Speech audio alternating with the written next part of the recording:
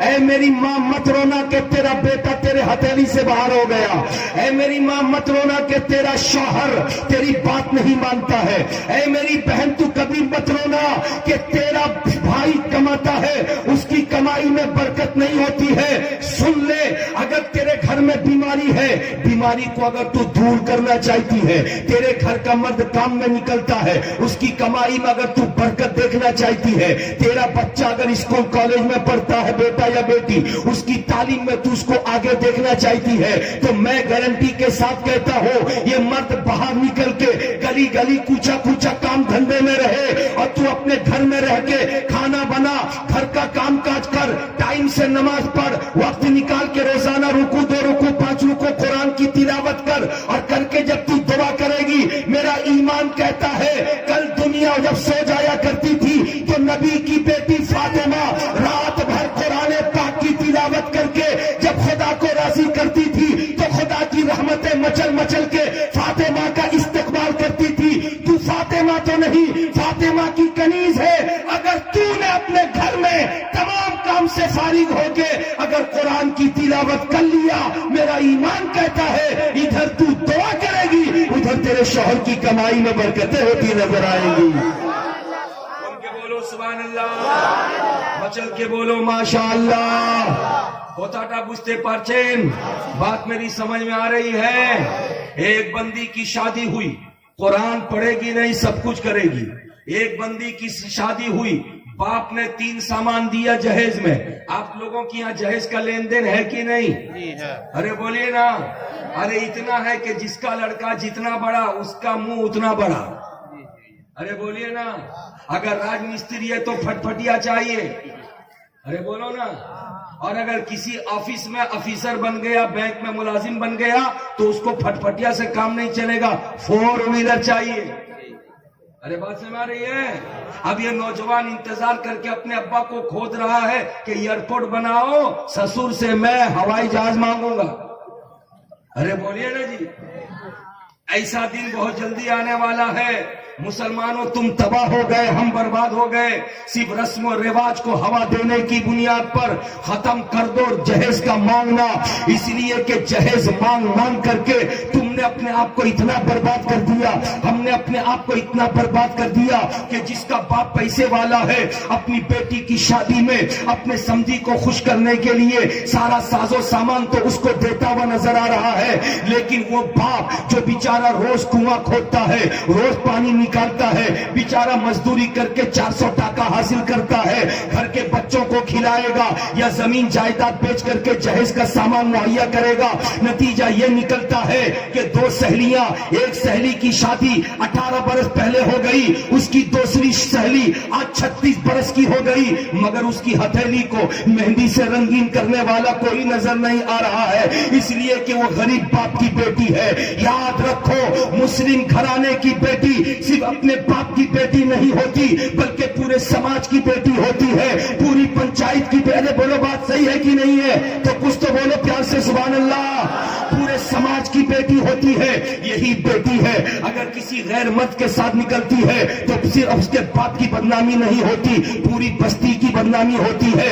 اگر یہی بیٹی ہے اگر کلیا چوک اور مالدہ میں سر کھول کے گھومتی ہے تو صرف اس کے باپ ماں کی بدنامی نہیں ہوتی, پوری آبادی کی بدنامی ہوتی ہے. صرف اس لیے ہوتی ہے کہ اسلامی گھر کی بیٹی اپنے باپ ماں کی بیٹی نہیں بلکہ پورے سماج کی بیٹی ہے, پوری سوسائٹی کی بیٹی ہے. بیٹی اگر گندا کام کرے سماج بدنام, بیٹی اگر برا کام کرے سماج بدنام. تو بیٹی کی ہتھیلی اگر مہندی سے رنگین نہیں ہوئی, 36-32 برس کی ہو گئی, تو بولو اس کے آنکھ سے نکلنے والے آنسوؤں کے قطرات کس پر جائیں گے؟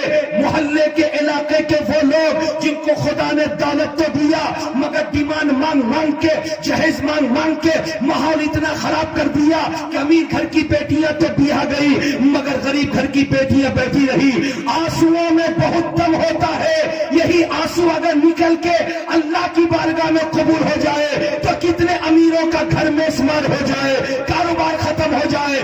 اس لیے سماج کے لوگوں اٹھو, جہیز کی لعنت کو ختم کر دو اور یہ فیصلہ کر لو نہ جہیز دیں گے نہ جہیز لیں گے. اگر سماج میں کوئی جہیز کا مطالبہ کرے گا تو اس کی شادی کا बाईकाट करेंगे। अरे बोलो, करने से होगा कि नहीं होगा? अरे बोलो भाई, होगा कि नहीं होगा? नौजवान लड़का तो चुप पे चुप है, कुछ बोल ही नहीं रहा सिराज भाई। वो सोच रहा मेरी बारी तो आने वाली है, मौलाना पहले से पाबंदी लगा दिया। अरे बोलिए ना जी। और नौजवान लड़का क्या बोलेगा? उसका अब्बा बेचारा वो सोच के बैठा था कि बेटे की कमाई तो इतनी नहीं है कि कभी अब्बा को फटफटिया में बिठा के लेके कलिया चक जाए। मैं सोचा था कि समधी से मांगूंगा, बेटे के साथ बैठूंगा, लेकिन ये मौलाना को क्या हो गया, वो आके पाबंदी लगा रहा है। अब बुढ़िया अलग सोच रही है, बुढ़वा अलग सोच रहा है। अब होगा क्या? याद रखो, जहेज मांगो यकीनन मांगो, मगर जहेज में फटफटिया मत मांगो, जहेज में टीवी मत मांगो, जहेज में गाड़ी मत मांगो, जहेज में एयर कंडीशन मत मांगो, जहेज में एसी कूलर न मांगो, जहेज में वॉशिंग मशीन मत मांगो, जहेज में पलंग अलमारी मत मांगो। अपने बाजू की ताकत पर भरोसा रखो। खुदा ने अगर तुमको बाजू में ताकत दिया है तो इस ताकत से कमाओ, और कमा करके अपने घर में सारी चीजों का इंतजाम करो। और अगर मांगना है तो अपने समधी से एक बात कहना कि मुझे कुछ नहीं चाहिए, एक ऐसी बेटी चाहिए कि जो बेटी सर से दुपट्टे को कभी न उतारती हो। अरे प्यार से बोलो, सर से दुपट्टे को कभी न उतारती हो। हमें ऐसी बेटी चाहिए जो बेटी घर में मेरे आकर नमाज की पाबंदी करती हो। ऐसी बेटी चाहिए जो रोजाना कुरान की तिलावत करती हो। मेरी बहू जिस गली से गुजर जाए तो दुनिया समझ जाए ये कोई और नहीं जा रही है, फातिमा की कनीज जा रही है, ज़ैनब की कनीज जा रही है। अगर ये दिन देख लिया आपने तो कसम खुदा की आपके घर में शादियां होती रहेंगी और रहमत व अनवार की मूसलाधार बारिशें बरसेंगी। प्यार से बोलो, झूम के बोलो। आप नौजवानों में से हर एक को आने के वक्त में गेट पर कोई खड़ा होके बोल दिया है कि जलसा सुनना मगर नारा मत लगाना। कोई बोला आपको? अरे बोलो ना जी। जब कोई नहीं बोला तो इतने बड़े मजमे में कोई ऐसा हुसैन पाक का दीवाना नहीं जो खड़ा होके नारा लगाए।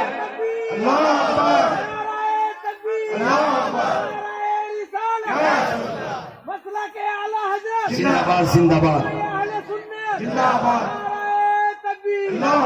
जहां मेरी बात आपको पसंद आ जाए खुदा का जिक्र सुभान अल्लाह अल्हम्दुलिल्लाह भी कर लेंगे और नारे तकबीर नारे रिसालत की सदा भी बुलंद कर लेंगे। प्यार से बोले सुभान अल्लाह। तो मैं कह रहा हूं, शादी हुई तो 3 सामान दिया जहेज में बाप ने। नंबर 1 कलर टीवी, नंबर 2 फटफटिया, और नंबर 3 अल्लाह का मुकद्दस कुरान। बीवी थी बड़ी चालाक। पहली रात जैसे ही शौहर उसके कमरे में ईन किया और पलंग पर बैठना चाहा तो बीवी ने धमका के कहा खबरदार मत बैठना अभी। वो बेचारा डर गया, क्या बात है, काहे बैठने से मना कर रहा हो? कहा खबरदार, बैठने से पहले आओ फैसला कर ले। कहा कैसा फैसला? कहा अब्बा ने जो सामान दिया उसको बांट ले। अब्बा ने क्या दिया है? अरे बोलो ना, ये कितनी चीजें? 3 सामान। अब बेचारा ये डरपोक शौहर सीधे कहने लगा कि तेरे अब्बा ने दिया तो मैं काय बांटूंगा, तू ही बांट दे।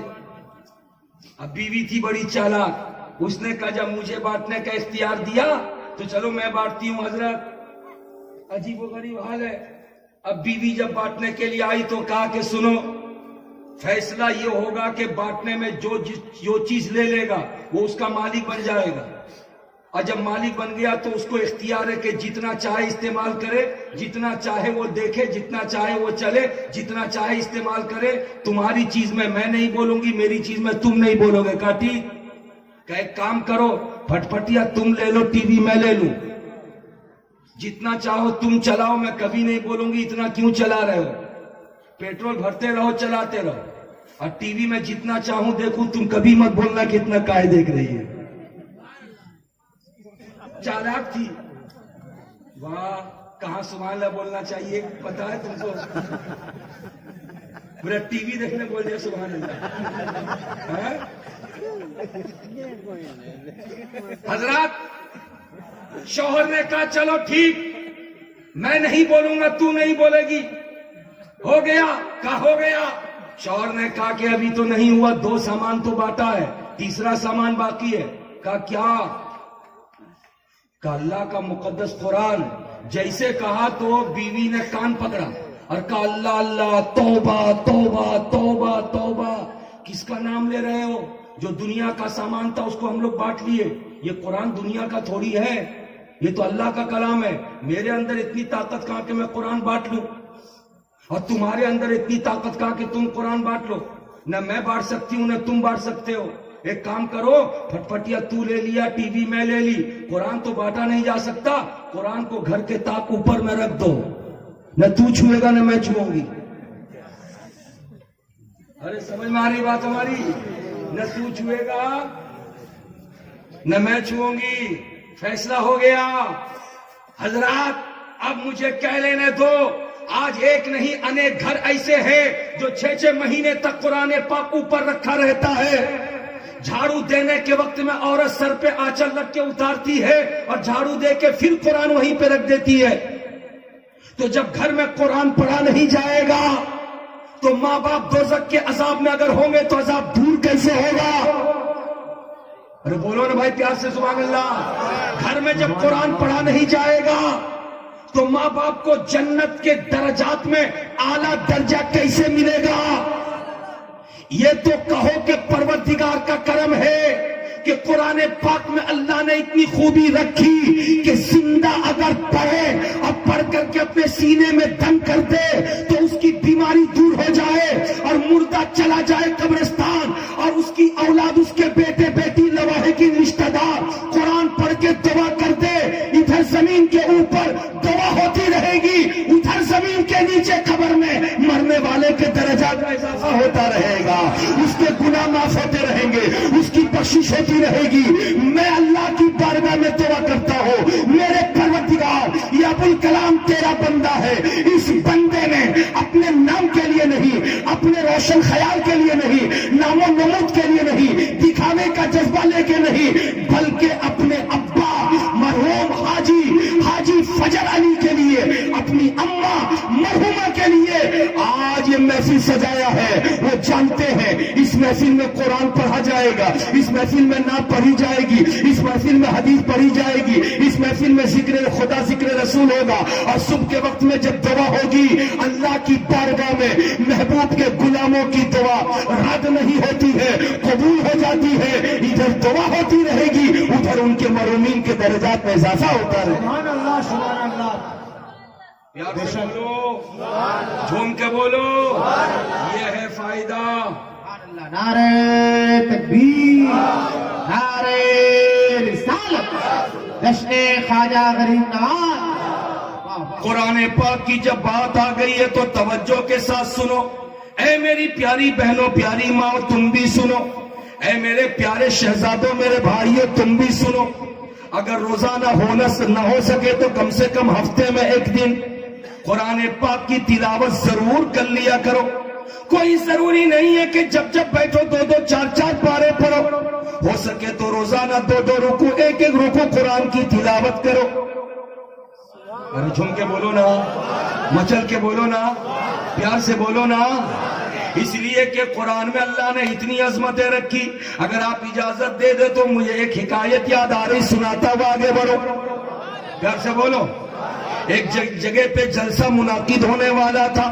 اس جلسے کا پرچار کرتے ہوئے لاؤڈ اسپیکر کے ذریعے لوگ گزرے، اور جب پرچار کرتے ہوئے گاڑی گزری تو ایک کالج کے بازو سے گاڑی گزری.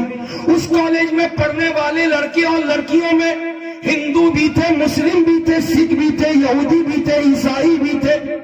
یہ آواز کو سننے والے سب سن رہے تھے، مگر ایک یہودی گھر کی لڑکی مسلم لڑکیوں سے، سہیلیوں سے پوچھنے لگی، بتاؤ آخر یہ اعلان کیسا ہو رہا ہے، یہ پرچار کیسا ہو رہا ہے.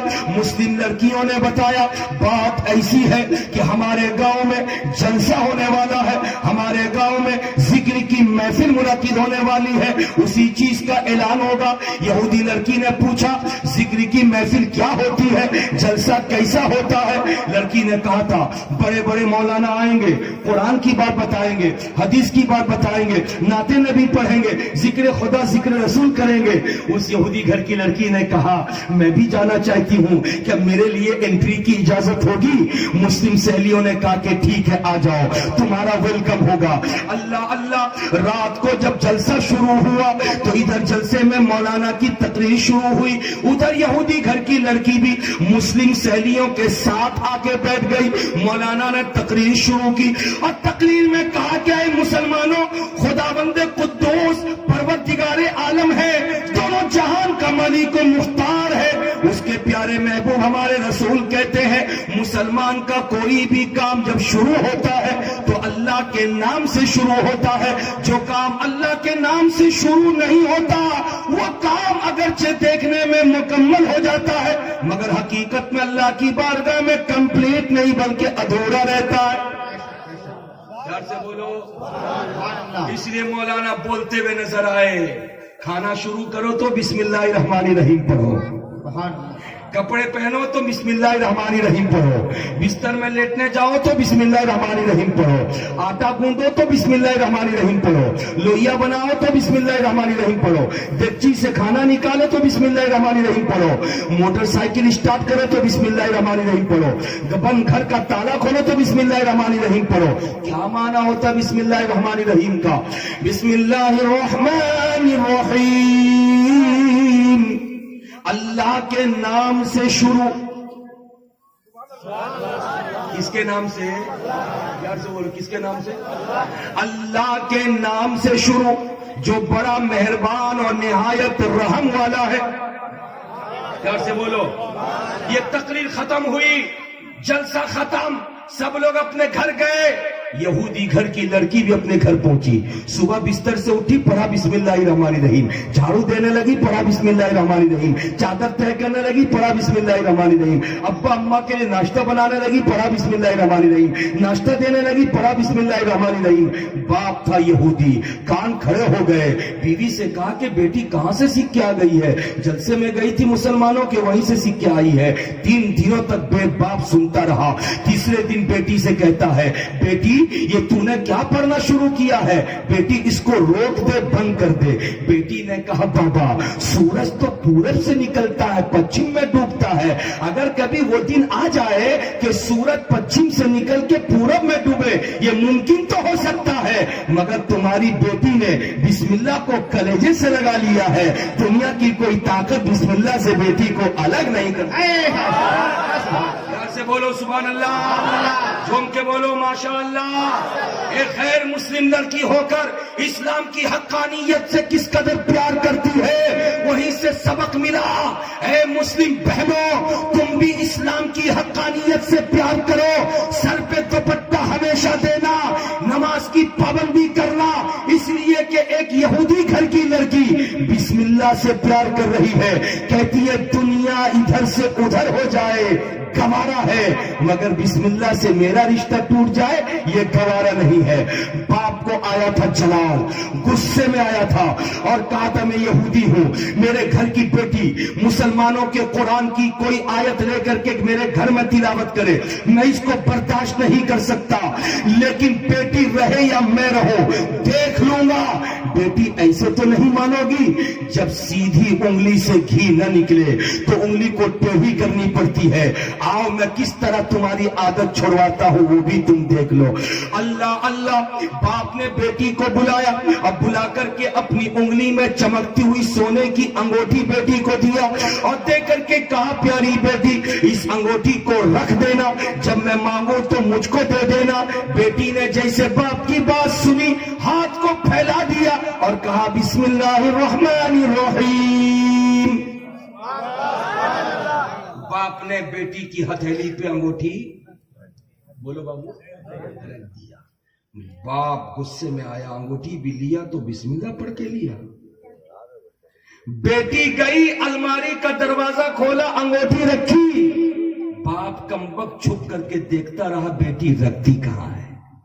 بیٹی رکھ کر کے ہٹی تھی, باپ چھپ کر کے آیا تھا, الماری کا دروازہ کھولا, نکالا انگوٹھی, سامنے میں دریا ہے, اس دریا میں جا کے پھینک دیا. اللہ اللہ, شام کا وقت تھا، رات کے کھانے میں آج کیا پکے گا، گھر میں بات ہونے لگی۔ باپ نے کہا بازار جاتا ہوں، کچھ لے کے آؤں گا، رات کا کھانا تیار ہوگا۔ جب بازار باپ پہنچا تو کیا دیکھا، بازار میں چند لوگ مچھلیاں بھی بیچ رہے ہیں۔ ایک مچھلی والا زندہ وہ تازہ مچھلی بیچ رہا ہے۔ مچھلی کو دیکھ کر منہ میں پانی آ گیا۔ مچھلی والے سے ایک مچھلی اس نے وزن کرائی، گھر لا کر کے بیٹی کو دیا، پیاری بیٹی یہ مچھلی لے لو، رات کا کھانا مچھلی کے ساتھ بھات کا اہتمام کر دینا۔ بیٹی نے کہا بابا دے دو بسم اللہ۔ ادھر باپ نے بیٹی کے ہاتھ میں مچھلی دی اور واپس چلا گیا اپنے کام میں۔ بیٹی نے مچھلی لیا تھا، چھری سے جیسے مچھلی کے پیٹ کو چاک کیا، اللہ اللہ، ابھی مچھلی کے پیٹ سے نہ اتڑی نکلی تھی نہ اجڑی نکلی تھی، کچھ نہیں نکلا تھا۔ پیٹ جیسے چاک ہوا ویسے ہی چمکتی ہوئی ایک انگوٹھی مچھلی کے پیٹ سے نکل آئی ہے۔ جن کے بولے سبحان اللہ، ہاتھوں کو لہرا کے بولو پیچھے والے یا رسول اللہ۔ بیٹی نے انگوٹھی دیکھا تھا، حیرت و استعجاب کے عالم میں گوتزن ہوئی، سوچنے لگی یا اللہ یہ مچھلی کے پیٹ میں انگوٹھی کہاں سے آ گئی، کیا یہ میرے بابا کی انگوٹھی ہے؟ نہیں، ابا کی انگوٹھی تو میں نے الماری میں رکھی ہے، بابا کی انگوٹھی یہاں کہاں سے آ جائے گی؟ اچھا میں دیکھ تو لوں بابا کی انگوٹھی ہے یا نہیں۔ یہ سوچ کر کے مچھلی کو وہی چھوڑا اور دوڑی ہوئی دروازہ کھولا الماری کا، ٹٹول کر کے دیکھا تو کہیں بھی انگوٹھی نظر نہیں آئی۔ سمجھ گئی یہی انگوٹھی بابا کی ہے، لیکن بابا کی انگوٹھی الماری سے گئی کیسے، مچھلی کے پیٹ میں آئی کیسے؟ اس کا یقین اب اور زیادہ مضبوط ہو گیا، اور جب مضبوط ہوا تو اسی کمرے میں انگوٹھی کو الماری کے اندر رکھ کر کے کمرے کا دروازہ بند کرتی ہے اور اپنے سر کو زمین پہ رکھ کر کے اپنے پروردگار کو پکارتی ہے، میرے پروردگار جس دن میں نے تیرے رسول کے غلام ایک مولانا سے بسم اللہ کا فائدہ سنا تھا، اسلام کی باتیں سنی تھی، اسی دن سے اسلام کو تو میں نے گھر دل میں بسا لیا تھا، لیکن آج انگوٹھی کا معاملہ دیکھ کر میرا یقین اور مضبوط ہو گیا۔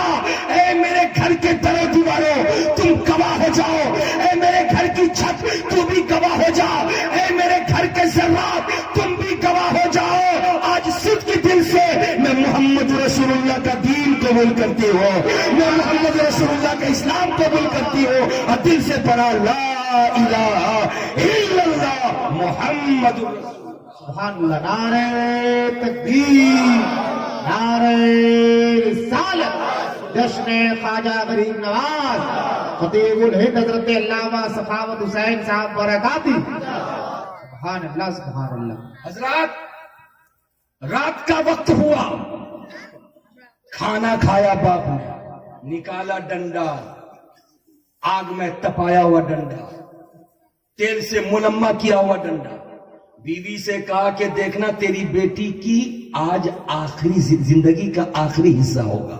کہا وہ کیسے؟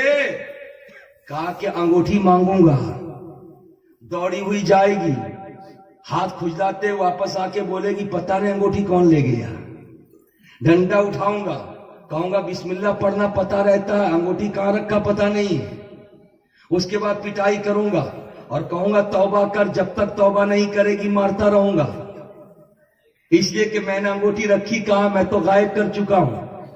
چنانچہ باپ نے بیٹی کو بلایا، بلا کر کہا بیٹی ادھر آؤ، ہاں جان، بیٹی انگوٹھی لا کے دینا۔ بیٹی مسکراتی ہوئی گئی اور جا کے الماری کا دروازہ کھولا، انگوٹھی نکالا، باپ کے سامنے حاضر کر دیا۔ جیسے انگوٹھی کو باپ نے بیٹی کی ہتھیلی میں چمکتے ہوئے دیکھا، ایک نظر انگوٹھی پہ، دوسری نظر بیٹی پہ، پیار سے بولیے، ایک نظر چمکتی ہوئی انگوٹھی پہ، دوسری نظر بیٹی کے چہرے پہ، ایک نظر انگوٹھی پہ، دوسری نظر بیٹی کے چمکتے ہوئے چہرے پہ، ایک نظر انگوٹھی پہ، دوسری نظر بیٹی کے چہرے پہ۔ پوچھتا ہے بیٹی یہ صحیح ہے کہ یہ انگوٹھی میری ہے، مگر یہ تو بتا انگوٹھی لائی تو کہاں سے؟ بیٹی بول یہ انگوٹھی تو لائی کہاں سے؟ ارے میری بیٹی بولتی کیوں نہیں ہے؟ تو انگوٹھی لائی کہاں سے؟ اور بیٹی کھڑی ہو کے مسکرا رہی ہے، باپ کا کچھ جواب نہیں دے رہی ہے. باپ پوچھتا چلا جا رہا ہے, بیٹی بول انگوٹھی لائی کہاں سے, میری بیٹی بول انگوٹھی لائی کہاں سے. ارے بیٹی بولتی کیوں نہیں ہے, تو انگوٹھی لائی کہاں سے؟ جب بہت زیادہ زور دے کر کے پوچھا تھا, بیٹی تو چپ تھی مگر غیب سے آواز آتی ہے, اے خدا کے بندے, اپنی بیٹی سے انگوٹھی کے بارے میں پوچھتا ہے کہ بیٹی انگوٹھی لائی کہاں سے. سن لے, بیٹی کو تو نے رکھنے دیا تھا, بیٹی نے الماری میں رکھا تھا, مگر تو نے غائب کر کے دریا میں ڈال دیا تھا. تجھے معلوم ہونا چاہیے کہ دریا میں خدا کی مخلوق مچھلی رہتی ہے. خدا نے ایک مچھلی کو حکم دیا تھا, اس انگوٹھی کو نگل جا. ایک انگوٹھی کو ایک مچھلی نگل گئی تھی. تھوڑی دیر کے بعد ایک بیچارہ غریب شکاری جال پھینکنے کے لیے گیا تھا, وہی مچھلی جال میں پھنسی تھی. وہ بیچارہ غریب آدمی بازار بیچنے لے کے آیا تھا, اور تو ہی خریدار بن کے اس مچھلی کو خرید بھی لیا تھا, اور لا کر کے گھر میں بیٹی کے ہاتھ میں دیا تھا. بیٹی نے جیسے اس کے پیٹ کو چاک کیا تھا, چمکتی ہوئی انگوٹھی نکلی تھی, اسی کو لے کر کے بیٹی نے الماری میں رکھ دیا تھا. اتنا سننا تھا, 3 فٹ زمین چھوڑ کے باپ جب کرتا ہے اور جب کر کے کہتا, بیٹی اپنا ہاتھ مجھ کو دے دے, بیٹی اپنا ہاتھ مجھ کو دے دے, بیٹی اپنا ہاتھ مجھ کو دے دے. بیٹی پوچھ رہی تھی, بابا مجھے تو جان سے مار دینے کی پلاننگ تیار تم نے کر لی تھی, اب ہاتھ کیوں مانگ رہے ہو؟ تو باپ نے جواب دیا تھا, بیٹی اس لیے ہاتھ میں مانگ رہا ہوں کہ جس دین کو تو نے قبول کیا وہ دین میں قبول کروں گا. کہ وہ کیوں؟ کہ سن بیٹی, یہودی ہوں ضرور, لیکن مجھ کو یہ پتا ہے کہ پورے قرآن میں 114 سورتیں ہیں. یہ بھی مجھ کو پتا ہے کہ پورے قرآن میں 6666 آیتیں ہیں.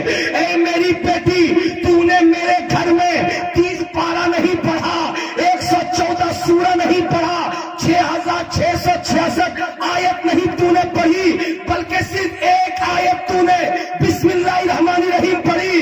اب میں سوچ رہا ہوں, جب قرآن پاک کی ایک آیت کا اتنا کمال ہے تو پورے قرآن کا کتنا کمال ہوگا. نعرے تکبیر, نعرے رسالت, جشن خواجہ غریب نواز, عظمت قرآن. واہ واہ واہ, سبحان اللہ. پیار سے بولیے سبحان اللہ, جھوم کے بولیے ماشاء اللہ. اے سالے پور آنے والے سنی صحیح العقیدہ مسلمانوں, اے نبی کے سچے غلاموں, اے غوث اعظم کے عاشقوں, اے غریب نواز کے فداکاروں, اے اعلیٰ حضرت فاضل بریلوی پر اپنے تن من دھن کی قربانی دینے والوں, تمہارے ہی گھر میں خدا کی دی ہوئی دولت موجود ہے. اس دولت کو سامنے رکھو اور اس سے فائدہ حاصل کرو, پھر دیکھو دنیا سے غریبی کا خاتمہ ہوتا نظر آئے گا. اگر باپ بیٹے میں بات بند ہے تو قرآن کی تلاوت کرو, اس کی برکتوں سے بات چیت ہونے لگے گی. اگر کوئی بیمار ہے تو قرآن کی تلاوت کرو, بیماری دور ہوتی چلی جائے گی. اگر کمائی میں برکت نہیں ہے, قرآن کی تلاوت کرو تو کمائی میں برکتیں آتی چلی جائیں گی. اگر تمہارے گھر کا کوئی مردہ دوزخ کے عذاب میں مبتلا ہے, طرح طرح کا عذاب اس کی قبر میں ہو رہا ہے, تو صرف یہ نہیں کہ پیسہ خرچہ کر کے مدرسے کے بچوں کو بلا کے قرآن خوانی کرا دو, کام ختم ہو جائے. نہیں, باپ نے تم کو پوسا تھا, پالا تھا, بڑا کیا تھا.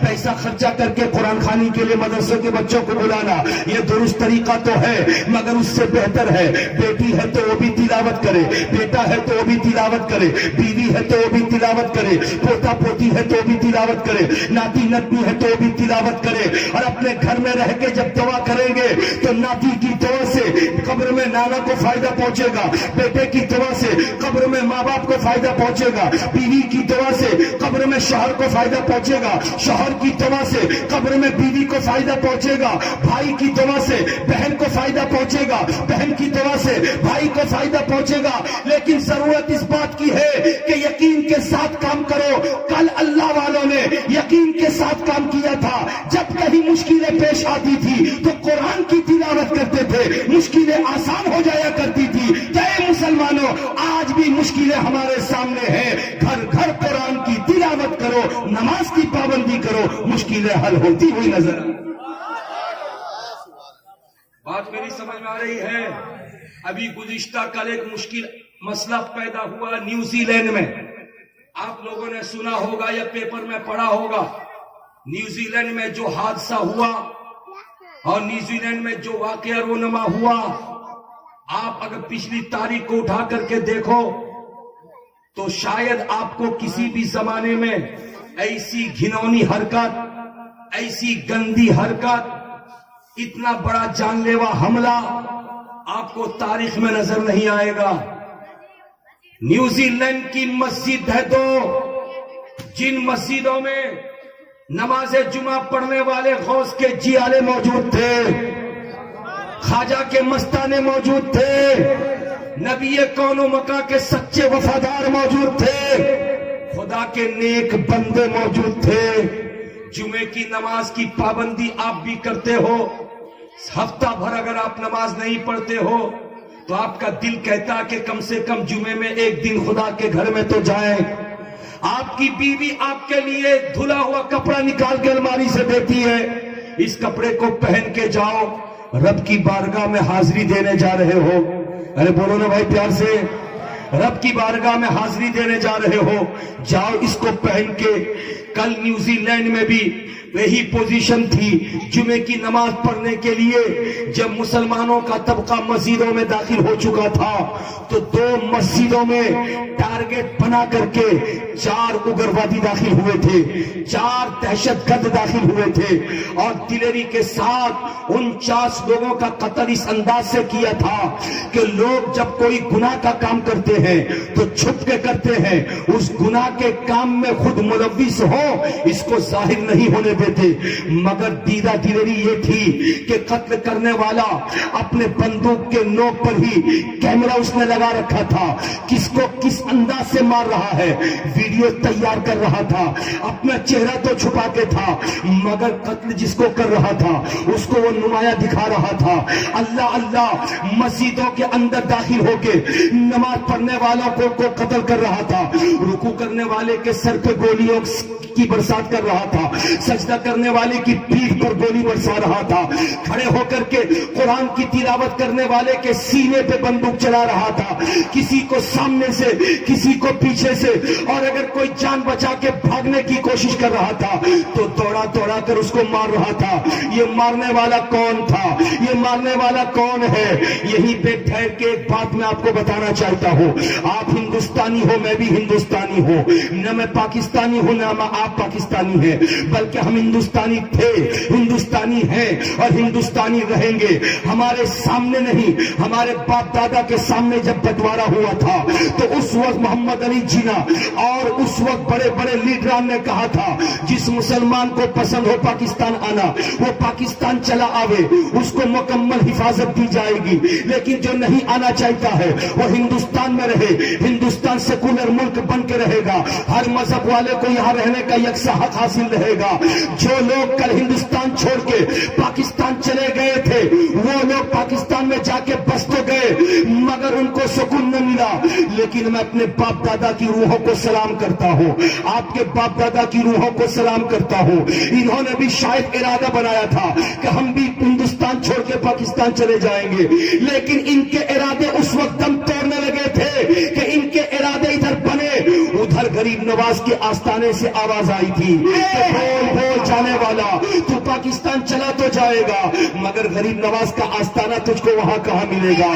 ادھر سے جانے والا ارادہ بنا رہا تھا، ادھر سے تاج محل کا حسن کہہ رہا تھا، اے جانے والا جانے کا ارادہ تو بنا لیا ہے مگر پاکستان میں تاج محل کا حسن کھوجتا رہ جائے گا، تاج محل کا حسن تجھ کو نظر نہیں آئے گا۔ ارادہ بنانے والا ارادہ بنا چکا تھا مگر ادھر دلی کی جامع مسجد کے ممبر و محراب پکار رہے تھے، اے جانے والے چلے تو جاؤ گے مگر یہ جامع مسجد اس کے ممبر و محراب تجھے کہاں سے ملیں گے۔ یہی جانے والا جب ارادہ بنایا تھا تو قطب الدین بختیار کاکی کے آستانے سے آواز آئی تھی، محبوب الہی کے آستانے سے آواز آئی تھی، صابر پاک کے آستانے سے آواز آئی تھی، یہی ٹھہر جا، یہ کسی کے باپ کا ملک نہیں ہے، یہ وہ ملک ہے جس ملک میں سب کے باپ آدم علیہ الصلوۃ والتسلیم کا قدم پڑا ہے۔ سبحان اللہ، نعرہ تکبیر، نعرہ رسالت۔ اس ملک میں رہ کر کے ہم پاکستانی جھنڈا بلند نہیں کریں گے، ہمارے ترنگا میں وہ دم ہے۔ ارے پیار سے بولو نا۔ ہمارے ترنگا میں وہ دم ہے کہ جس دم کی بنیاد پر دنیا کی بڑی سی بڑی طاقت سے ہم ٹکرا سکتے ہیں، لیکن باوجود اس کے اس ملک میں کچھ اگروادیوں نے ہم کو غدار وطن کے لقب سے ہم کو ملقب کیا اور کہا کہ مسلمان ملک کا غدار ہے۔ ابے مسلمان ملک کا غدار نہیں ہوتا، ہو سکتا تو غدار ہو جائے۔ مسلمان کی تو شان یہ ہے کہ تو جب مرتا ہے تو تجھے جلانے کے بعد تیری رات کو جب دریا میں بہاتے ہیں، نہ جانے ہندوستان سے نکل کے تو کہاں کہاں چلا جاتا ہے، لیکن مسلمان تو اتنا بڑا وفادار ہے کہ پیدا یہی ہوا اور جیسے مرتا ہے تو ہندوستان کی زمین سے کہتا ہے 2.5 گز کا حصہ کھود دے، میں یہی پیدا ہوا تھا، یہی دفن ہوا۔ بولو، پیار سے بولو، جھوم کے بولو۔ مسلمان غدار نہیں ہوتا، مسلمان وفادار ہوتا ہے، اور جو وفادار نہیں وہ مسلمان نہیں۔ مسلمان اس کو کہتے ہیں جس خدا نے پیدا کیا، یہ مسلمان بندہ ہے تو وفادار بندہ، رسول کی امت ہے تو وفادار امت، غوث اعظم کا غلام ہے تو وفادار غلام، باپ ماں کا بیٹا ہے تو وفادار بیٹا۔ ارے بولو نا بھائی، شاگردوں کا استاذ ہے تو وفادار استاذ، مریدوں کا پیر ہے تو وفادار پیر، چھوٹے بھائی بہنوں کا بڑا بھائی ہے تو وفادار بھائی، سسرال کا داماد ہے تو وفادار داماد، بستی پنچایت کا ممبر ہے تو وفادار ممبر۔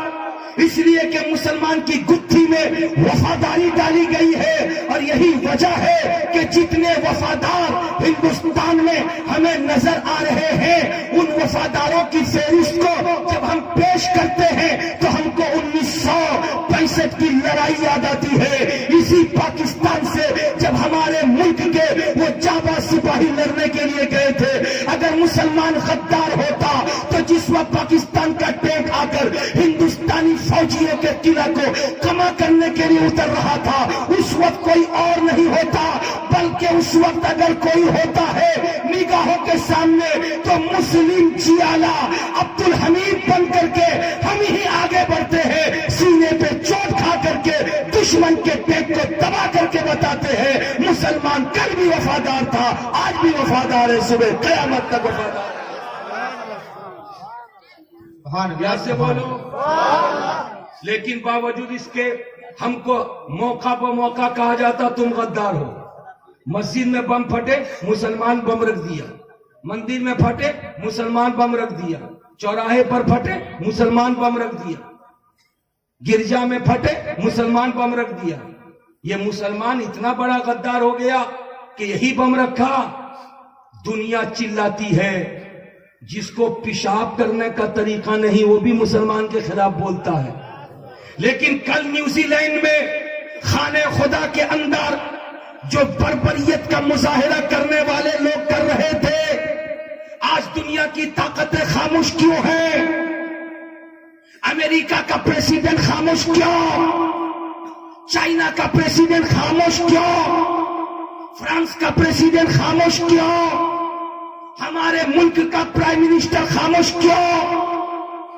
میں آج چیلنج کر کے کہتا ہوں، روزے روشن کی طرح عیاں ہو گیا کہ کل مسجد میں 49 لوگوں کو گولیوں سے بھوننے والا وہ آسٹریلین تھا، جو پکڑ میں آنے کے بعد ظاہر ہو گیا ہے۔ تو پھر آج دنیا کی طاقتیں بولتی کیوں نہیں ہیں؟ شک کی بنیاد پر کسی مسلمان کو پکڑ لیا جاتا ہے اور کہا جاتا مسلمان دہشت گرد ہے، مسلمان دہشت پسند ہے، اور آج مسلمانوں کو تحت کیا گیا، دنیا خاموش ہے۔ پتہ یہ چلا مسلمانوں کو ٹارگٹ بنایا گیا ہے، چوری کوئی کرے الزام مسلمان کے سر، جفا کوئی کرے الزام مسلمان کے سر، شرارت کوئی کرے الزام مسلمان کے سر، بدماشی کوئی کرے الزام مسلمان کے سر، لوٹنے والا کوئی بھی لوٹے الزام مسلمان کے سر۔ ارے ایسا الزام رکھنے والا الزام کے پٹارا کا منہ بند کر دے، اس لیے کہ مسلمان کسی پر شک کی بنیاد پر مسلمان الزام عائد نہیں کرتا۔ اور سن لے سخاوت حسین برکاتی ڈنکے کے چوٹ پر کہتا ہے، اگر کوئی مسلمان واقعی دہشت گرد ہے تو اس کو پکڑ، میری بھی مدد لے، وہ اسلام سے خارج ہے، اس لیے کہ دہشت گرد کا کوئی مذہب نہیں ہوتا، لیکن جو مسلمان بیچارہ خدا کی بارگاہ میں جھک کے عبادت کرتا ہو، خدا کی بارگاہ میں سورہ اخلاص پڑھ کے اپنا خلوص پیش کرتا ہو، اس مسلمان کے اوپر دہشت گرد کا لیبل لگا کر کے اس کو پریشان کرنے والے ہوش کے ناخن لے لو، مسلمانوں پہ انگلیاں مت اٹھانا۔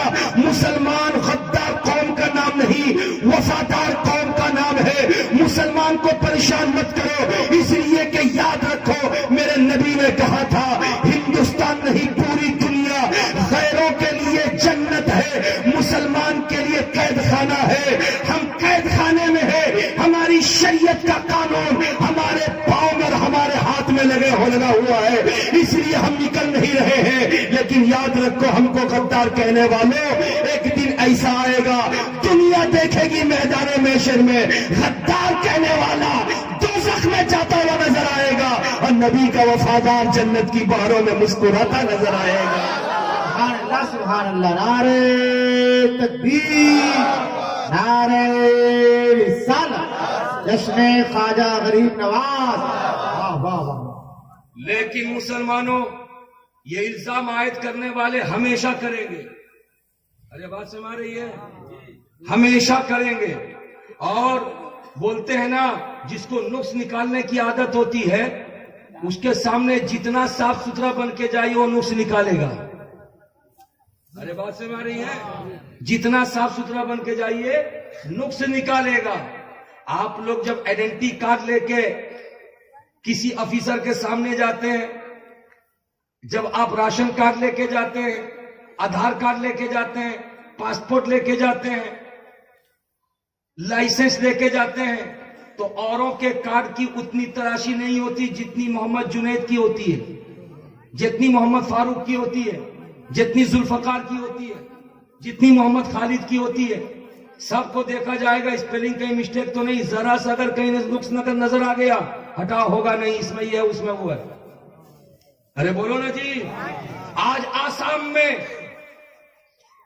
لاکھوں کی تعداد میں مسلمان بے گھر ہو گئے، ہندوستان کی شہریت سے ان کا نام خارج کرنے کی تیاری چل رہی ہے، اس لیے کہ بیچارے بھولے بھالے مسلمان نہ آئیڈینٹی کارڈ بنوائے نہ آدھار کارڈ بنوائے، بس مست ہے کھا پی کے۔ لیکن آج سخاوت حسین برکاتی جناب ابوالکلام صاحب کے والد بزرگوار حاجی فجر علی کے اصال ثواب کی محفل میں اس بات کا اعلان کرتا ہے، اب بھولے بھالے بن کے مت رہو، اب علم کے بغیر دنیا میں رہنا مشکل، اس لیے ہندوستان میں رہنا ہو تو بال بچوں سے لے کے زمین جائیداد تک ہر جگہ کے کاغذات کو بالکل درست رکھنا، اس لیے کہ آنے والا الیکشن 2019 کا الیکشن ہے، سب کو انتظار ہے۔ اگر مخالف پارٹی جیت گئی تو آنے والے 5 سالوں میں تمہارا زندگی گزارنا دوبر ہو جائے گا۔ بیٹیوں کی حفاظت کرو، بیٹوں کی حفاظت کرو، سچے پکے مسلمان بن کے رہو، دنیا میں رہنے کے ناطے سارے کاغذات درست رکھو تاکہ دنیا کی انگلی نہ اٹھ سکے، اور خدا کو راضی کرنے کے لیے نبی کے عشق سے سینے کو سجا کے رکھو تاکہ تم کو کوئی غدار نہ کہہ سکے، تم کو کوئی گستاخ نہ کہہ سکے۔ وہ کام جو صدیق اکبر نے اپنے زمانے میں کیا تھا، وہ کام جو فاروق اعظم نے اپنے زمانے میں کیا تھا، وہ کام جو عثمان ذی النورین نے اپنے زمانے میں کیا تھا، وہ کام جو علی مرتضیٰ نے اپنے زمانے میں کیا تھا، اور یہی کیا تھا کہ اٹھتے بیٹھتے ایک ہی سوال تھا کہ میرے حسن عمل سے میرا خدا راضی ہو جائے، میرے رسول راضی ہو جائے۔ اس لیے کہ یاد رکھو دنیا دار جیتا ہے دنیا والوں کو خوش کرنے کے لیے، اور مسلمان جیتا ہے اللہ اور اس کے رسول کو خوش کرنے کے لیے۔ اسی لیے اعلیٰ حضرت کہتے ہیں مسلمان اور مومن کی شان یہ ہے، اٹھتا ہے تو رسول کے لیے، بیٹھتا ہے تو رسول کے لیے، سوتا ہے تو رسول کے لیے، جاگتا ہے تو رسول کے لیے۔ لکھتے ہیں یا رسول اللہ دہن میں زبا تمہارے لیے، بدن میں ہے جا تمہارے لیے، ہم آئے یہاں تمہارے لیے، اٹھے بھی وہاں تمہارے لیے۔ پیار سے بولو سبحان اللہ۔ بات آ گئی ہے عشق کی تو سنتے ہوئے چلو، سنیں گے آپ؟ پیار سے بولیے نا، ارے جھوم کے بولیے۔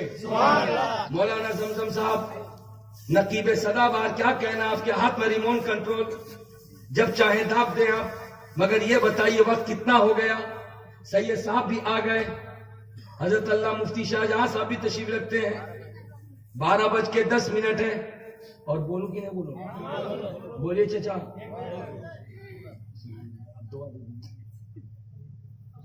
پیار سے بولیے، بولوں؟ ارے بولیے نا، یہ بچہ کتنا من کا سچا ہے بھائی، یہ بچہ بھولا والا بچہ بول رہا حضرت بولیے۔ یہی بچے جب گانا کہیں بجتا ہے نا تو کمر ہلاتے ہیں، ارے بولیے نا جی۔ اماں بیچاری پریشان نمک منگوانے کی، وہ ڈی جے چھوڑ کے جاتا ہی نہیں، ارے بولیے ہے کہ نہیں ایسا؟ لیکن آج یہ بچے، چھوٹے چھوٹے بچے، ابوالکلام صاحب اپنی قسمت پر ناز کیجئے، خوشیوں کے آنسو بہائیے، آج آپ کا خلوص رب کی بارگاہ میں قبول کر لیا گیا ہے، اس لیے کہ یہ جتنے کے جتنے لوگ آئے ہیں یہ آپ کے خونی رشتہ دار نہیں ہیں کہ ہم چاہیں تو ہم کو دیکھ کر کے ابوالکلام خوش ہو جائے۔ اگر آپ کو کوئی خوش کرنے آیا ہے تو برکاتی اعلان کرتا نکل کے چلا جائے، لیکن میں گارنٹی کے ساتھ کہتا ہوں یہ آنے والا مرد، یہ آنے والی عورت، یہ آنے والا بچہ، یہ آنے والا بوڑھا، یہ آنے والے علماء آپ کو خوش کرنے کے لیے نہیں، بلکہ جس رسول کے نام میں پھر آپ نے سجایا ہے اس رسول کو خوش کرنے کے لیے آیا ہے۔ نعرہ لگاؤ، کوئی ایک بندہ نعرہ لگاؤ ابھی سے۔ کسی کی آنکھ میں نیند کا خمار نہیں، ارے بڑا سو رہا ہے تو اپنی قسمت کو پھوڑے، بچہ مسکراتا ہوا نظر آ رہا ہے، اس لیے کہ نبی کون و مکان کا نام لیا جا رہا ہے، مصطفیٰ جان رحمت کا ترانہ گایا جا رہا ہے۔ جب بات آ گئی ہے تو سنتے ہوئے چلیے اللہ اللہ۔ مدینے پاک میں مصطفیٰ جان رحمت پیارے نبی صلی اللہ تعالی علیہ وسلم ایک قاصد کو بھیجتے ہیں اور ارشاد فرماتے ہیں جا میرے پیارے صحابی پورے مدینے میں اعلان کر دے کہ مکے کے کفار مدینے پاک پہ حملہ کرنے کے لیے آ رہے ہیں، ایسے عالم میں مدینے کے سپاہی کھڑے ہو جائیں، جاباز کھڑے ہو جائیں، ان کا مقابلہ کرنے کے لیے قاصد جاتا ہے۔ پیارے نبی کا فرمان پورے مدینے پاک میں جا کر سنا دیتا ہے، حضرات آج اگر ایک اعلان ہو جائے کہ آج فلاں مقام پہ فٹ بال میچ ہونے والا ہے تو گھر کے بچے اٹھ کر کے دوڑیں گے، لڑکے اٹھ کر کے دوڑیں گے، جس کو جس چیز سے پیار ہوتا ہے وہ اس کی طرف بھاگتا ہے، کوئی کھیل کا عاشق ہے کھیل کی طرف بھاگتا ہے، کوئی ناچ گانے کا عاشق ہے ناچ گانے کی طرف بھاگتا ہے۔ مگر 1400 سال پہلے مدینے کی پوزیشن کیا تھی؟ ادھر اعلان کرنے والا اعلان کر کے جو آگے بڑھتا ہے، گھروں میں رہنے والے جو مرد سنتے ہیں وہ بھی اپنے سر پہ کفن باندھ کر کے مصطفیٰ کی بارگاہ میں حاضر ہوتے ہیں۔ جو بڑا سنتا ہے وہ بھی دوڑا ہوا آتا ہے، بچہ سنتا ہے تو وہ بھی دوڑا ہوا۔ پیار سے بولے سبحان اللہ۔ میرے نبی کی بارگاہ میں مدینۃ المنورہ میں حاضر ہو گئے سپاہی، پیارے مصطفیٰ جان رحمت کے صحابی تھے، ان کی نظروں کے سامنے سب سے پیارا اگر کچھ تھا اسلام کی بقا۔ کس چیز کی بقا؟ ارے پیار سے بولے کس چیز کی بقا؟ کس چیز کی بقا؟ آپ لوگ مسلمان ہیں تو آپ لوگوں کی چاہت یہی ہے نا کہ اسلام کی بقا باقی رہے، ہماری ذات سے کوئی ایسا کام سرزد نہ ہو جس کی وجہ سے لوگ مجھے چھوڑ کے میرے مذہب کو بدنام کریں۔ کبھی سوچیں آپ، سوچئے جب مغرب کی اذان ہوتی ہے اب بازار میں بیٹھ کر ٹانگ پہ ٹانگ چڑھانے والا مسلمان جب چائے پیتا ہے تو کتنے ہندو ہیں جو پڑھے لکھے سب جانتے ہیں کہ مغرب کی اذان کے فوراً بعد نماز ہوتی ہے، مسلمان چائے پی رہا ہے۔ ارے بولو نا جی، تو مذہب کے تعلق سے وہ علم رکھتا ہے، بدنامی ہو رہی کہ نہیں ہو رہی ہے؟ ارے بولو نا جی۔ حضرات آج پوزیشن ہمارے اور آپ کے سامنے اپنے مذہب کی بقا ہے۔ کل مدینۃ المنورہ میں پیارے نبی نے صحابہ اکرام کو دیکھا، صفیں لگانے کا حکم دیا، صفیں لگا کے کھڑے ہو جاؤ، میں ایک ایک کر کے میں سب کو دیکھتا جاؤں گا اور فوجیوں کو قطار میں کھڑا کر کے ایک لائن سے میدان بدر کی طرف روانہ کروں گا۔ جب صحابہ اکرام لائن پہ کھڑے ہو گئے، میرے نبی ایک ایک کر کے دیکھتے چلے جا رہے ہیں، چہرہ دیکھ رہے، ہائٹ دیکھ رہے، نبی اوکے کر رہے ہیں۔ جھوم کے بولیے. آپ کو دیکھا چلو آپ چلو گے, آپ کو دیکھا ہاں آپ بھی چلو گے, آپ کو دیکھا ہاں آپ بھی چلو گے, آپ کو دیکھا ہاں آپ بھی چلو گے. کئی جوان مردوں کے بعد ایک بچہ جو پنجوں کے بل کھڑا ہو کر اپنی ہائٹ کو اونچی کرتا ہوا نظر آ رہا ہے. ارے جھوم کے بول دو سبحان اللہ, مچل کے بول دو ماشاء اللہ. آج سالے پور کے بچوں کو دیکھ کر کے مجھے مدینے کے بچے یاد آ گئے. کونین کے تاجدار ہے, نبیوں کے امام ہے, رسولوں کے سلطان ہے. پیارے رسول صلی اللہ علیہ وسلم نے ارشاد فرمایا, اے پیارے بچے یہ پنجوں کے بل تو کھڑا کیسے ہو گیا؟ کیا سوچ کر کے کھڑا ہو گیا؟ کیا میں تیرا چناؤ کر دوں گا؟ کیا میں تجھے اوکے کر دوں گا اور لے کر کے تجھے میدان بدر میں چلا جاؤں گا, تو بھی لڑنے کے لیے تیار ہوگا؟ لیکن نہیں پیارے, تیری عمر تو کم ہے, اس لیے تجھے جانے کی اجازت نہیں. اس لیے کہ جو مذہب میں لے کر آیا ہو اس مذہب کا قانون ہے کہ میدان جہاد میں سب جائیں گے مگر عورتیں, بوڑھے اور بچے یہ 3 گروہ نہ جائیں, اس لیے کہ یہ کمزور گروہ ہے. اتنا سننا تھا, بچہ ہاتھ جوڑ کے کھڑا ہو گیا, کہنے لگا یا رسول اللہ مذہب کا قانون ہمارے سر آنکھوں پر ہے, میں بچہ ضرور ہوں مگر مصطفیٰ مجھے جانے کی اجازت دے دو, اس لیے کہ جب کوئی اسلامی سپاہی زخمی ہو جائے گا اور جب زخمی کے ہو جانے کے بعد اس کو آپ کے دوسرے صحابی جب اس کو اٹھا کے خیمے کے اندر لائیں گے اور چھوڑ کر کے پھر جب لڑنے چلے جائیں گے تو میں خیمے کے اندر رہوں گا اور رہ کر کے میں اس زخمی فوجی کو پانی پلاتا ہوا نظر آؤں گا. پیار سے بولو سبحان اللہ, ہاتھوں کو لہرا کے بولو یا رسول اللہ. کیسا جذبہ تھا کل مسلم گھر کے بچوں کا, اس جذبے کو لاکھوں سلام, اس ہمت کو لاکھوں سلام.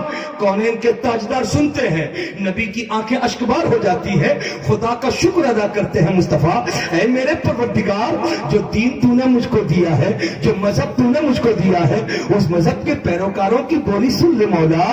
دیکھ چھوٹی عمر کا بچہ ہے مگر کتنا جذبہ اس کا ہے, کس قدر ہمت ہے کہ میدان جہاد میں جانا چاہتا ہے. کونین کے تاجدار مصطفیٰ جان رحمت صلی اللہ علیہ وسلم روتی ہوئی آنکھوں میں اس کو پاس کر دیتے ہیں. اللہ اللہ, مصطفیٰ جان رحمت نے پاس کر دیا. اس کے بعد دوسرے کو دیکھا, وہ بڑا تھا, لمبا تھا, جوان تھا, فرمایا نبی نے ہاں تو بھی چلے گا. پھر تیسرے کو دیکھا, کہا تو بھی چلے گا. پھر چوتھے کو دیکھا, کہا تو بھی چلے گا. پھر جب 5ویں کی باری آئی دیکھا اور ایک چھوٹا بچہ کھڑا ہے, وہ بھی پنجوں کے بل کھڑا ہے. اور جیسے پنجے کے بل دیکھا مصطفیٰ نے ارشاد فرمایا سن لے تو بچہ ہے, ابھی تیرے پنپنے کا وقت ہے, ابھی کھا کر کے جوان ہونے کا وقت ہے. تجھ پر تیری ماؤں کا کتنا بھروسہ ہوگا, تجھ پر تیری بہنوں کا کتنا بھروسہ ہوگا, تجھ پر تیرے باپ کا کتنا بھروسہ ہوگا.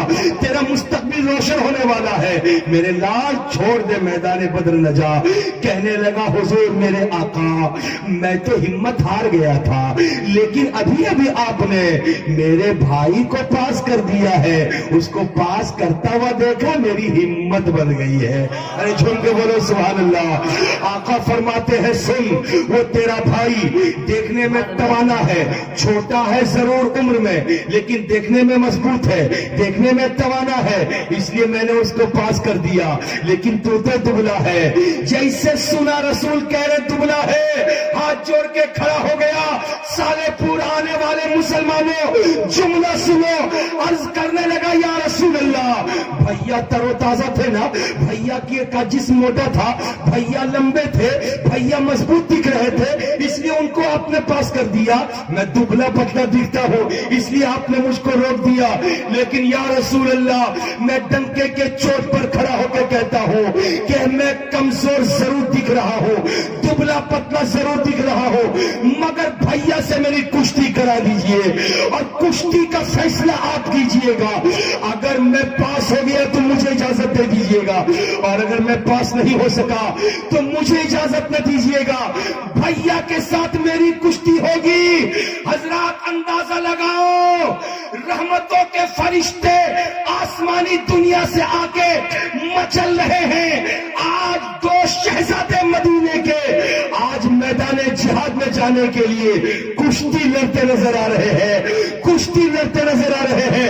حضرات آپ کے گاؤں کے چھوٹے چھوٹے بچے جب قرآن پاک کو سینے سے لگا کر مدرسہ پڑھنے کے لیے جاتے ہیں، سر پہ ٹوپی، جسم پہ اسلامی لباس، سینے سے قرآن لگا ہوا جب آپ دیکھتے ہیں، آپ کا ایمان سیکل ہو جاتا ہے، حرارت ایمانی میں تازگی پیدا ہو جاتی ہے۔ کتنا اچھا گھرا ہے، کتنے اچھے گھرانے کا بچہ ہے جو قرآن پڑھنے جا رہا ہے۔ آج جلسے میں آنے والے آپ آئے، بچے بھی آ گئے، آپ کو دیکھنے کے بعد سمجھ میں آیا یہ بچے کس قدر حرارت ایمانی سے متاثر ہے کہ جلسے سننے آ گئے، نبی کی نعت سننے آ گئے۔ اندازہ لگاؤ، کل قرآن پاک کی تلاوت کا معاملہ نہیں تھا، کل ذکر خدا ذکر رسول سننے سنانے کا معاملہ نہیں تھا، بلکہ اسلام کی حقانیت کو اجاگر کرنے کے لیے اور اسلام کی بقا کے لیے اپنے تن من دھن کی قربانی دینے کے لیے بچے آگے آ گئے تھے۔ چھوٹا کہہ رہے تھا یا رسول اللہ، بھیا کو اگر آپ نے پاس کیا ہے مضبوط دیکھنے کے بعد میں دبلا ہوں، کشتی کرا دیجئے، پاس کر گیا تو آگے بڑھوں گا اور پاس نہیں کیا تو پیچھے۔ اندازہ لگاؤ، ماؤ پیدا کرو ایسے بچوں کو۔ کب ہوں گے بچے ایسے؟ تب ہوں گے جب 9.5 مہینے تک پیٹ میں رکھ کر کے ٹی وی نہیں دیکھو۔ کب ہوں گے ایسے بچے؟ جب 9.5 مہینے تک پیٹ میں رکھ کے نماز کی پابندی کرو۔ کب ہوں گے ایسے بچے؟ جب 9.5 مہینے تک پیٹ میں رکھ کر زبان سے گندی باتیں نہیں نکالو گی۔ کب ہوں گے ایسے بچے؟ جب 9.5 مہینے تک پیٹ میں رکھ کے اللہ اور اس کے رسول کے ذکر میں مشغول رہو گی۔ اس لیے کہ ہمارا وجدان کہتا ہے بغداد معلیٰ میں خدا کا ایک بندہ جن کا نام عبد القادر، دنیا کہتی غوث اعظم، بچپنے میں جب مدرسے کے حوالے کیا تھا ماں نے تو مدرسے کو استاذ نے کہا تھا بیٹا پڑھ بسم اللہ الرحمن الرحیم، مگر غوث اعظم نے نہ صرف بسم اللہ پڑھا تھا بلکہ سورہ فاتحہ پڑھ دیا تھا، سورہ بقرہ پڑھ دیا تھا، سورہ ال عمران پڑھ دیا تھا، سورہ نساء پڑھ دیا تھا، سورہ مائدہ پڑھ دیا تھا، 17 پارے قرآن کے پڑھ لیے۔ استاد پوچھتے ہیں کہ بیٹا آج سے پہلے کہاں تو پڑھاتا تھا؟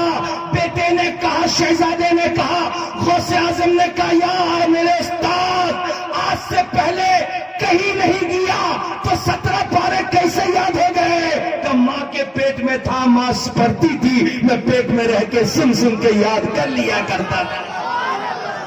جن کے بولو، ارے مچل جاؤ یار، پیار سے بولو سبحان اللہ۔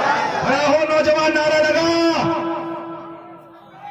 ان بچوں کے ہاتھ میں بیٹ بلہ بال نہ دو، ان بچوں کے ہاتھ میں قرآن کی عظمتیں دے دو۔ ارے پیار سے بولو، جھوم کے بولو۔ ان بچوں کے سروں پہ ہیئر اسٹائل کو اس انداز سے نہ دیکھو کہ دونوں طرف کے حصے اڑے ہوئے ہوں اور اوپر میں کچھ بال ہو تو رنگین ہو، بلکہ ان کو دیکھو کہ ان کے سر پہ بال ہو یا نہ ہو، ان کے سر پہ اسلامی ٹوپی ہو۔ پیار سے بولو۔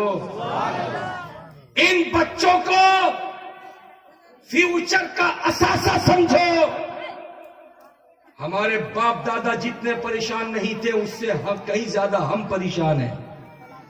وہ ٹوٹے مکان میں رہتے تھے، ہم پکے مکان میں ہیں پھر بھی پریشان ہیں۔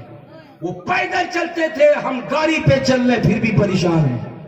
آنے والا وقت ان بچوں کے لیے کتنا خطرناک ہوگا۔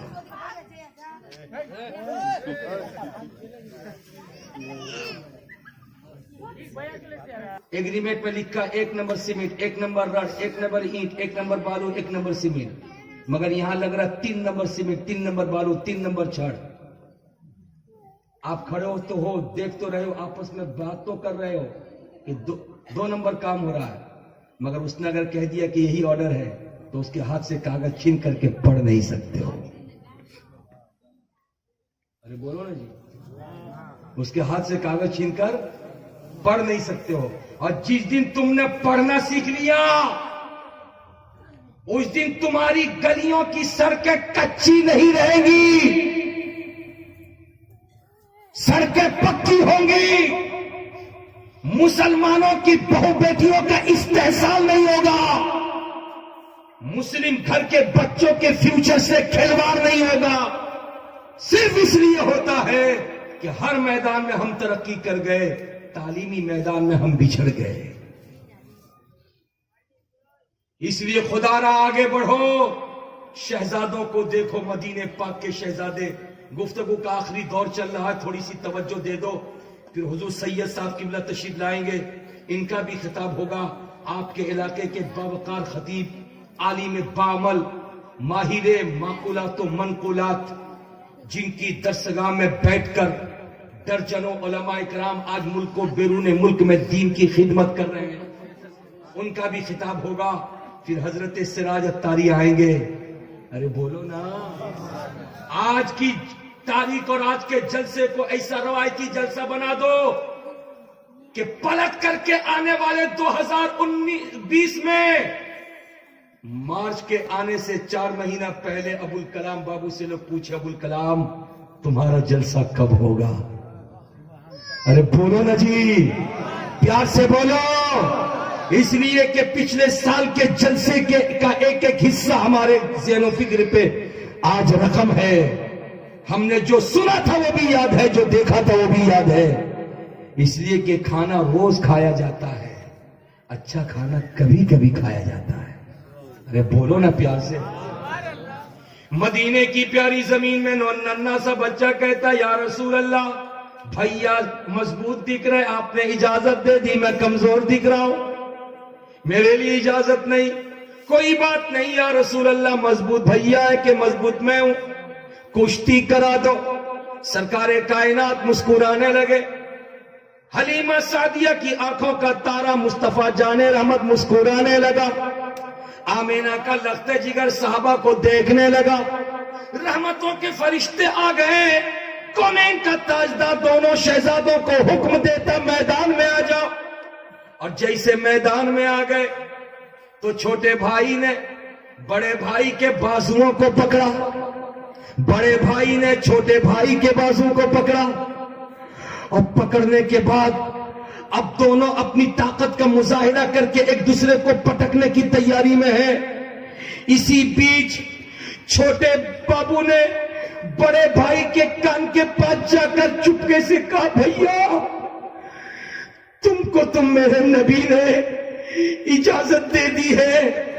جو نبی زبان سے ایک مرتبہ کہہ دیتا نبی واپس نہیں لیتا. بھیا اجازت تو تم کو مل گئی ہے، میری اجازت کا سوال ہے. میں جانتا ہوں ایک ہی مرتبہ میں تم مجھ کو پٹک دو گے بھیا، لیکن مجھ پہ رحم کرو. تھوڑی دیر کے لیے میں تم کو پٹک دوں، تم نیچے آ جاؤ، میں اوپر آ جاؤں، تاکہ تمہارا بھی کام بن جائے، میرا بھی کام بن جائے. بولو پیار سے بولو، ہاتھوں کو لہرا کے بولو. سبحان اللہ سبحان اللہ. حضرات وہ کون سا جذبہ تھا جس جذبے کی بنیاد پر چھوٹا شہزادہ بڑے شہزادے سے کہہ رہا تھا، بھیا تھوڑی دیر کے لیے تم نیچے آ جاؤ؟ کون سا وہ جذبہ تھا؟ مسلمانوں بیٹھے ہو سالے پور کی اس وادی میں، تمام تر طرف سے اپنے ذہن و فکر کو ہٹا کر چلو مدینے کی طرف تصور میں. منظر دیکھو کیسا رہا ہوگا جس وقت شہزادے نے بڑے بھائی سے کہا ہوگا، بھیا تم نیچے آ جاؤ، میں اوپر آ جاؤں. اگر تم اوپر آ گئے میں نیچے چلا گیا تو یہیں سے میں کٹ جاؤں گا. بھیا اگر کٹ گیا تو یاد ہے بھیا گھر سے جب تم چلے تھے تو تم کو دیکھ کر کے میں بھی چلا تھا.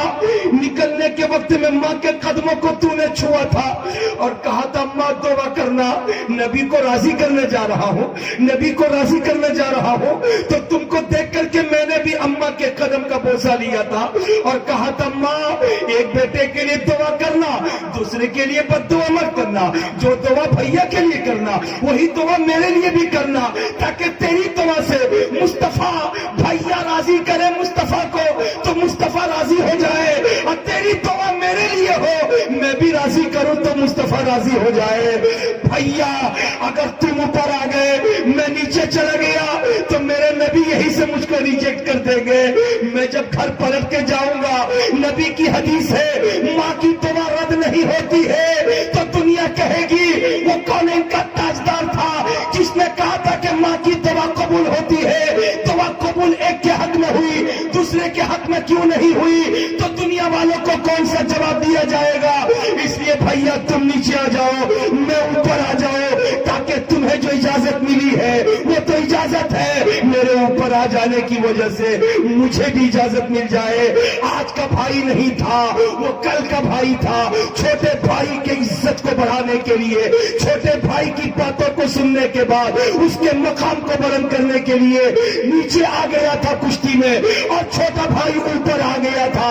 رسول کونین نے جب دیکھا تھا کہ کمزور دکھنے والا بڑے بھائی کو نیچے کر کے خود اوپر آ گیا ہے، رسول نے شہزادے کو اٹھایا تھا، سینے سے لگایا تھا، دونوں بھائیوں کی اجازت دے دی تھی، اور میدان بدر کا مارکا گرم ہوا۔ ایسے عالم میں یہ دونوں بھائی ہیں، حضرت عبد الرحمن ابن عوف کے پاس جاتے ہیں اور کہتے ہیں چچا عبد الرحمن یہ بتاؤ ابو جہل کون ہے، یہ بتاؤ ابو جہل کون ہے؟ حضرت عبد الرحمن کہتے ہیں پیارے شہزادے چھوٹے چھوٹے ہو جاؤ، جاؤ خیمے میں جاؤ، اندر نہ آؤ۔ نہیں نہیں چچا بتاؤ نا وہ کون ہے، وہ کون ہے؟ نبی کا غلام عبد الرحمن ابن عوف صحابی رسول ہے۔ پوچھتے ہیں شہزادو کیا کرو گے ابو جہل کے بارے میں معلوم کر کے؟ کہا تھا چچا وہ محبوب باری کو گالی دیتا ہے، ماریں گے یا مریں گے؟ ناری کو سنا ہے وہ گالیاں دیتا ہے محبوب باری کو، مصطفیٰ جان رحمت کو جو گالیاں دیتا ہوگا ہم اس کو زندہ نہیں چھوڑیں گے۔ ہم نے سنا ہے میرے نبی کو ابو جہل برا کہتا ہے، میرے نبی کو ابو جہل ان کے خلاف بکتا ہے، میرے نبی کی گستاخی کرتا ہے، ہم سب کچھ برداشت کر سکتے ہیں، مگر رسول کے خلاف کوئی بولے ہم اس کو برداشت نہیں کر سکتے۔ حضرت عبد الرحمن ابن عوف نے اشارہ کر دیا، وہ دیکھو بھدے چہرے والا ابو جہل کھڑا ہے۔ جیسے دونوں شہزادوں نے سنا میدان بدر میں کود گئے، اور کود کر کے ابو جہل کے پاس گئے، چھوٹی چھوٹی ننھی ننھی تلوار سے ابو جہل کے اوپر ایسا وار کیا کہ ابو جہل زمین پہ گر پڑا، اور جیسے گرا ویسے ہی ساتھیوں کو بلایا، اور بلا کر کے کہا کہ میرے ساتھیوں میں نے سنا ہے کل رات میں مسلمانوں کے نبی نے لکیر کھینچا ہے، اور کہا کہ میں جہاں جس کے لیے لکیر کھینچتا ہوں وہی وہ مرے گا۔ یہ جگہ میری مرنے کی لکھی ہے، وہ جگہ عتبہ کے مرنے کی لکھی ہے، وہ جگہ عتبہ شیبہ کے مرنے کی لکھی ہے، میں یہی گرا ہوں تو یہی مروں گا۔ دنیا کہے گی کہ محمد عربی کی بات سچی ہے، آؤ ذرا مجھ کو کھینچ کر کے لکیر سے باہر کر دو، تاکہ میں جاتے جاتے بھی کہہ کر کے جاؤں کہ مسلمانوں کا نبی سچا نہیں ہے۔ جیسے آواز دیا تھا دونوں شہزادوں نے تلوار سے وار کیا، اور ملک الموت آ کر ٹیٹوا دبا دیے اور کہا مر، تجھ کو یہی مرنا ہوگا، اس لیے کہ نبیوں کے امام نے مرنے کی جگہ منتخب۔ پیار سے بولو سبحان اللہ، جھوم کے بولو۔ موت سب کے لیے آتی ہے، مگر ہر موت میں کمال نہیں ہے، کمال تو اس موت میں ہے جو موت نبی کی یاد میں آ جائے۔ ارے جھوم کے بولو سبحان اللہ، جو موت نبی کی یاد میں آ جائے۔ اس لیے زندہ رہو تو نبی کے لیے، مرو تو نبی کے لیے۔ لحد میں عشق رخ شہ کا داغ لے کے چلے، اندھیری رات سنی تھی چراغ لے کے چلے، یا رسول اللہ تیرے غلاموں کا نقش قدم ہے راہ خدا، وہ کیا بہک سکے جو یہ سراغ لے کے چلے۔ اللہ کی بارگاہ میں دعا ہے پروردگار عالم اس محفل پاک کو قبول فرما لے۔ اپنی گفتگو یہیں پہ ختم کرتا ہوں۔ بہت ایسے ہیں جو مال و زر رکھتے ہیں، اور بہت ایسے ہیں جو بازو پر رکھتے ہیں، مگر یا رسول اللہ ہم تو فقط تیری کریمی پہ نظر رکھتے ہیں۔ اسلام زندہ باد، ہندوستان بند باد، وما علینا الا البلاغ۔ السلام علیکم ورحمۃ اللہ۔